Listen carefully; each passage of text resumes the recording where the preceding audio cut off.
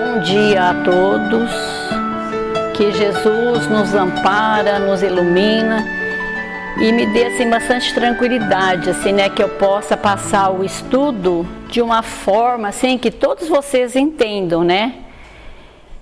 E hoje, para a gente não esquecer, né, que esse livro ele é psicografado pelo Chico Xavier através do espírito de André Luiz, né? E hoje eu estou encerrando o capítulo 4 do livro No Mundo Maior, Estudando o Cérebro. Então esse nosso estudo inicia assim com o término da Marielle da semana passada, né? Quando o Calderaro explica para André Luiz, só que o André Luiz assim, ele teve um pouco de dificuldade para entendimento, né? Mas aí o benfeitor, de uma forma bem carinhosa, bem paternal, ele explica detalhadamente para o André. E quando ele termina as explicações, então ele faz uma pergunta para o André Luiz. André, você entendeu as explicações? E o André Luiz estava bem satisfeito assim com aquelas explicações de Calderaro. Ele fala que sim, porque ele estava possuído de uma alegria interna, né? Aí nós vemos assim que o Calderaro, ele está junto com o André Luiz no hospital aqui na Terra, né? Atendendo a um encarnado que ele estava sendo obsediado por um espírito desencarnado e que era o seu obsessor. Aí o Calderaro, naqueles momentos ali, ele começou a fazer então uns passes magnéticos sobre o crânio daquele nosso enfermo ali, né? Envolvendo ele de fluidos benéficos. E nós aqui vamos dar uma paradinha assim nessas explicações que Calderaro estava falando para o André Luiz, né? Aquele encarnado, aquele adoentado que estava lá no hospital, os seus pensamentos, eles produziam sentimentos ruins, né? Porque ele, o encarnado, ele sentia remorso daquele assassinato que ele havia feito. E ele também, além dele produzir, né, ele absorvia fluidos emitidos pelo seu algoz. E essa assimilação de magnetismo inferior era referente ao processo obsessivo que ele sofria. Assim a sua mente estava envolvida com esse tipo de energia negativa. Vamos imaginar assim, o alívio desse nosso irmão ao receber energias novas e benéficas que modificavam as energias negativas que ele, além de receber, ele também emitia, né? E essas energias, elas produziam sensações desagradáveis. Então vamos ver assim com que carinho assim o Calderaro refere a esses dois irmãos, tanto a vítima quanto ao algoz. Então o Calderaro, naquele momento ali, ele diz assim, que nós temos dois amigos com as mentes fixadas na região dos instintos primitivos. Olha, nós já estudamos anteriormente, né, sobre a casa mental, que nos foi explicado muito bem, certo? Que ela possui 3 andares, né, na nossa mente. E o porão é onde situa os instintos primitivos que esses nossos irmãos se encontravam nessa análise feita por Calderaro. Tanto a aparente vítima, que está encarnada, como o algoz, eles estão com as mentes fixadas, com as mentes presas, encarceradas, nesse estado primitivo e animalizado, onde produzem e eles absorvem energias negativas. Muitas vezes nós nos encontramos nesses estados primitivos e animalizados. Quando nós estamos com raiva, quando nós estamos com ódio, quando está passando por nós uma tristeza assim, muito grande, quando nós temos remorso de muitas vezes nós falarmos alguma coisa que não era para a gente falar, né? E tantos outros sentimentos e emoções que nós sentimos no dia a dia, né? E como esses estados desses nossos amigos, nós também sentimos muitas dificuldades de nós sairmos desses ambientes, desses pensamentos ruins, desse estado ruim, né? Então vamos ver o que leva esses dois a isso. Os dois amigos nossos lá, encarnado e o desencarnado. O Calderaro, ele fala assim, que o encarnado, depois de reiteradas vibrações no campo do pensamento em fuga das recordações do remorso, ele arruinou os centros motores, desorganizando também o sistema endócrino e perturbando os órgãos vitais. Essa parte também foi muito bem explicada nas aulas anteriores, né? E o desencarnado? O desencarnado, ele converteu todas as suas energias em alimento de ideia, de vingança, acolhendo-se no ódio em que o mantém foragido da razão e do altruísmo. Ou seja, aquele que está desencarnado, ele está desencarnado. Mas o que está acontecendo com ele? Ele está vivendo no ódio, querendo se vingar, tendo pensamento só nessa parte de ódio, de vingança, e ele só quer isso para a vida dele, ali, naquele momento ali, né? Porque as suas ideias estão fixadas no ódio. Aí o Calderaro nos diz assim, que outra seria a situação dos dois. Se eles tivessem esquecido a queda, se eles se reerguessem pelo trabalho construtivo, pelo entendimento fraternal no santuário do perdão legítimo. Vamos imaginar assim, vamos imaginar o encarnado. Se ele tivesse, depois que ele cometeu aquele ato do assassinato, se ele tivesse se arrependido, sinceramente, ele tivesse modificado, se ele tivesse empregado todos os seus esforços, todos os seus pensamentos para ajudar o próximo, para olhar aquela família, aquela mãe, aquelas crianças que ficaram ali sozinha, se ele tivesse tomado essa postura, seria muito melhor para ele, porque eles não eram pessoas más. Nem ele, o encarnado e nem o desencarnado, eles eram pessoas trabalhadoras, pessoas boas, né? Aí o desencarnado, né? Aquele que foi assassinado, ao perceber aquela ação infeliz, desesperadora do outro, através de um entendimento, através da compreensão, ele desse o perdão sincero para o outro. É fácil? Não é. A gente sabe disso, que não é fácil, né? Mas hoje os dois, eles estariam estabelecidos em suas forças, eles estariam trabalhando positivamente pela melhora um do outro. E com essa atitude, seria muito mais agradável, mais útil a vida dos dois. Tanto um no plano físico, né? Como o outro desencarnado. Ambos estariam assim, num estado da casa mental mais elevada. Eles não estariam lá naquele porão lá, né? Entretanto, os dois estão presos naquele porão ali da casa mental. Unidos por quê? Pelo remorso, pela aversão, pelo ódio, né? Mas o Calderaro deixou assim perceber um novo brilho nos seus olhos, né? E falou assim para o André, sabe, André? Nós verificamos que, segundo nosso Senhor Jesus Cristo, ele tinha sobradas razões para nos recomendar o amor aos inimigos, a oração por aqueles que nos perseguem e caluniam. E isso não é uma mera virtude, não, senão princípio científico de libertação do ser, do progresso da alma, da amplitude espiritual. No pensamento residem as causas. Aí a gente vê que esses dizeres de Jesus, né, é uma verdade assim que a gente não pode discutir ela, né?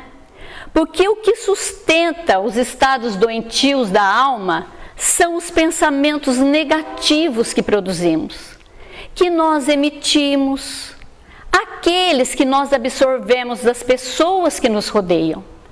Então, praticar o amor, ter compaixão ao ponto de orar pelos nossos adversários, É a fórmula de nós não nos envolvermos em forças desequilibradas que não pertencem a nós. Aí o Calderaro diz para o André que época virá em que o amor, a fraternidade, a compreensão, definindo estados do espírito, serão tão importantes para a nossa mente encarnada quanto a água, o pão, o remédio. Tudo isso é uma questão de tempo. Então é lícito, é justo assim esperarmos sempre o bem com otimismo divino. A mente humana, de maneira geral, ascende o conhecimento superior, apesar de por vezes parecer o contrário. Então, quando nós, criaturas humanas, nós tivermos a sabedoria, nós tivermos o amor ao ponto de ver as limitações das criaturas mais ignorantes que nós, sem a gente se contaminar com seus estados doentios, as suas manias, os seus desejos, os seus pensamentos e emoções negativas, nós vamos viver nesse mundo, nesse reino dos céus que nosso Senhor Jesus Cristo falou para nós. Ele falou, ele ensinou e ele veio aqui na terra implantar esse reino de amor para todos nós. Vai depender muito de cada um de nós, né? E em seguida, o Calderaro, depois de longos minutos em vigorosas irradiações magnéticas, envolvendo a cabeça, a espinha dorsal do enfermo, se me afiguravam fortemente repousantes, porque em breve o doente, antes torturado, se abandonava num sono tranquilo, como se sorvera suavíssimo anestésico, o encarnado.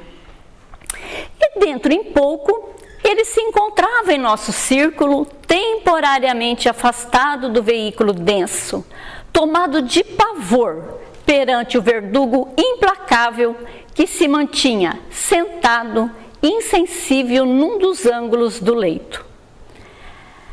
Aí o André fala assim que verifiquei que o enfermo não nos notava a presença, qual acontecia com o algoz em muda expectativa. Aí a gente vê que o único objetivo dos dois ali era a briga, né? Eles queriam brigar, eles queriam estar lutando aí, né? Nessa ação que eles estavam envolvidos. E eles não conseguiam enxergar ali do lado esses espíritos iluminados que estavam ajudando ele. Por quê? Porque esse era o objetivo dele, né? Era a briga. Mas o André Luiz contava como certo que Calderaro os cumulasse em longas doutrinações, né? Mas Calderaro, porém, guardou absoluto silêncio. Aí eu acho engraçado assim, porque o André Luiz, ele é questionador, né? Graças a Deus, ele é muito questionador. Aí ele pergunta assim pro Calderaro, né? O Calderaro, por que nós não podemos socorrê-los com palavras de esclarecimento? O doente me parecia aflito, enquanto que o perseguidor se erguia agora mais agressivo, né? E por que nós não sustar o braço cruel que ameaçava o infeliz? Não seria justo impedir o atrito que acarretaria consequências imprevisíveis ao companheiro hospitalizado? Então, né, como a gente observa ali, estava prestes a acontecer assim, uma briga muito feia ali dos dois, né? E o André, o que ele queria? Ele estava pensando numa forma, né, de evitar aquele desafio ali, aquela briga, que provavelmente aos seus olhos devia ser desleal. Por enquanto, um estava enfraquecido, né? Um estava fraco, que era o encarnado. Ele estava desgastado pelo remorso. Mas o desencarnado, ele estava fortalecido pelo ódio que o alimentava, né? Mas o instrutor ouviu-me sereno e respondeu para o André, né? Olha, André, nós falaríamos em vão, porque ainda não sabemos amá-los como se fossem nossos irmãos ou nossos filhos. Para nós, ambos, espíritos de raciocínio algo avançado, mas de sentimentos sublimes, são eles dois infortunados e nada mais. Damos-lhes no momento o que nós dispomos, e isso é intervenção benéfica no campo dos seus sofrimentos exteriores, nos limites de nossas aquisições no domínio do conhecimento, né? Aí, esse esclarecimento de Calderaro, ele é muito lúcido para nós. Ou seja, na condição que nós nos encontramos hoje, nós pouco podemos fazer por causa dos nossos interesses imediatos, né? Apesar da gente já compadecer desses nossos irmãos que estão sofrendo, pouco nós podemos fazer, porque nós não temos ainda esse amor incondicional que Calderaro fala. Então, o que nós podemos fazer quando uma pessoa vem pedir uma ajuda para nós? Nós podemos fazer uma prece, dar um abraço, chorar junto com o nosso companheiro, né? Ou pegar esse nosso amigo, falar com ele, levar ele numa casa religiosa. Podemos também pedir para uma pessoa: olha, fulano, você tem mais conhecimento, você consegue ajudar, você poderia ajudar o fulano de tal, assim, assim, assim.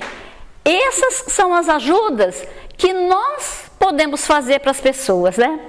Mas Calderaro, naquele momento ali, olhou para a porta próxima a eles e falou para o André assim: André, a providência não foi esquecida. A irmã Cipriana, orientadora dos serviços de socorro do grupo a que eu coopero, não pode tardar.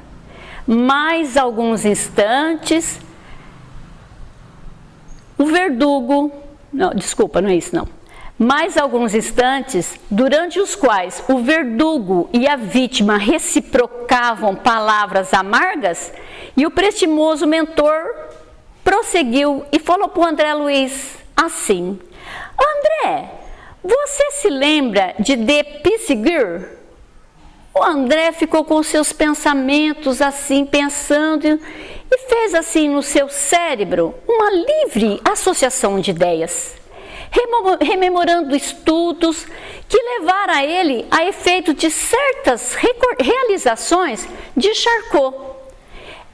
Não podia, entretanto, especificar particularidades, porque a psiquiatria não fora meu campo direto de trabalho na medicina, diz o André, né? Mas o Calderaro novamente falou para o André: De Pissiguer foi um dos primeiros magnetistas que encontraram o sono revelador, em que era possível conversar com o paciente noutro estado consciencial que não o comum. E desde então, a descoberta impressionou os psicologistas, e com ela surgiu nova terapêutica para tratamento das moléstias nervosas e mentais. Entretanto, para nós, neste lado da vida, o fenômeno é corriqueiro.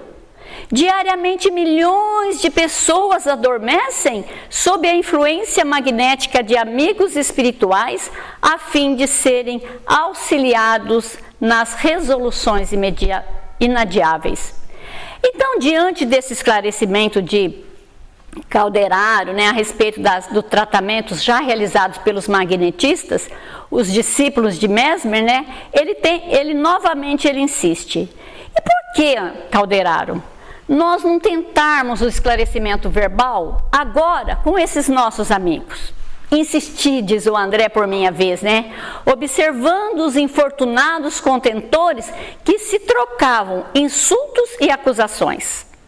Aí o Calderaro fala assim para o André: porque se o conhecimento ele auxilia por fora, somente o amor socorre por dentro. falou bem tranquilamente assim Calderaro para André Luiz, né? E com a nossa cultura, verificamos os efeitos quanto possível, mas somente os que amam conseguem atingir as causas profundas. Ora, os nossos desventurados amigos, eles reclamam intervenção no íntimo para modificar as atitudes mentais em definitivo. E nós, ambos, por enquanto, apenas conhecemos, sem saber amar. Aí, Calderaro, ele esclarece que aqueles dois envolvidos aí naquele duelo, eles não envolveriam em conversa simplesmente, porque era preciso mais do que uma simples conversa. Era preciso muito mais que isso. Era preciso algo que o atingisse na área do sentimento, forçando os dois a deixarem aquela casa mental, deixar os instintos primitivos e pensar em trocar tudo aquilo lá por projetos melhores e iluminados. Aí, nesse instante, apareceu na porta de entrada uma mulher. Aí o André diz assim, né? Oh, era uma sublime mulher, revelando idade madura, nos olhos esplandecia brilho meigo e enternecedor. O André, eu imagino assim, dentro dele, deve ter tido assim quando a gente lê, né, uma situação dessa, a gente imagina, né? Porque a gente não tem conhecimento para imaginar um espírito de luz entrando aqui na porta, a gente nem consegue, né? Mas o André diz que alguma coisa mexeu dentro dele. E ele curvou, comovido e respeitoso. Ele fez o tipo de uma reverência para aquele espírito de luz que estava entrando ali. Aí Calderaro tocou nos ombros de André e murmurou nos seus ouvidos. Ele diz assim: é a irmã Cipriana, a portadora do divino amor fraternal que ainda não adquirimos.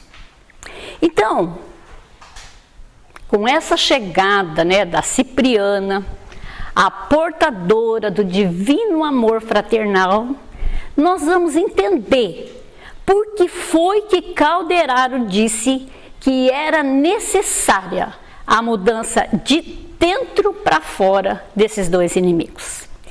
E assim, então, vocês ficaram curiosos? Todo mundo ficou, né? Nós vamos ver a semana que vem, que vai ser o próximo capítulo, que vai ser com o Nersim, né? Muito obrigado a todos, que Jesus nos abençoe e ilumine.